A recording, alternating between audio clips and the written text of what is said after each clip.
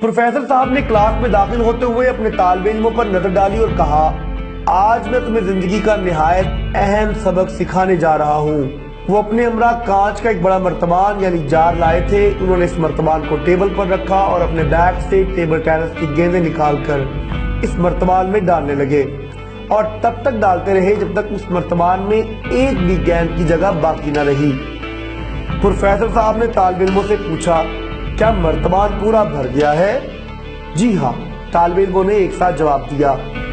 پھر پروفیسر صاحب نے بیگ سے چھوٹے چھوٹے کنکر نکال کر اس مرتبان میں بھرنے شروع کر دیے، اور وہ دھیرے دھیرے مرتبان کو ہلاتے بھی جا رہے تھے۔ کافی سارے کنکر مرتبان میں جہاں جگہ خالی تھی سما گئے۔ پروفیسر صاحب نے پھر سوال کیا، کیا اب مرتبان بھر گیا ہے؟ طالب علموں نے ایک بار پھر ہاں کہا۔ اب پروفیسر صاحب نے بیگ سے تھیلی نکالی اور اس میں ریت نکال کر دھیرے دھیرے اس مرتبان میں ڈالنی شروع کر دی۔ وہ ریت بھی اس مرتبان میں جہاں تک ممکن تھا بیٹھ گئی۔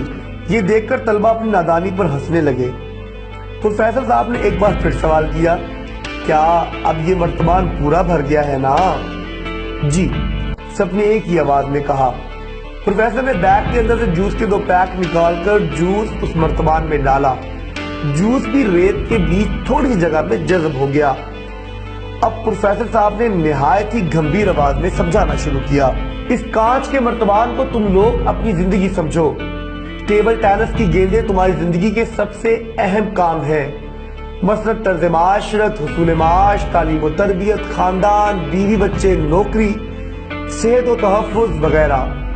چھوٹے کنکر تمہاری عام ضروریات اور خواہشات ہیں، گاڑی، بنگلہ، نوکر چاکر، موبائل، کمپیوٹر اور دیگر اثرات زندگی وغیرہ۔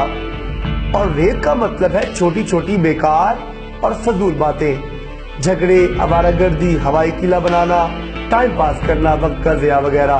اگر تم نے کانچ کے مرتبان میں سب سے پہلے ریت بھری ہوتی تو ٹیبل ٹینس کی گیند اور کنکر کے لیے جگہ ہی نہیں بچتی، یا صرف کنکر بھر دیے ہوتے تو گیند نہیں بھر پاتے، ریت ضرور آ سکتی تھی۔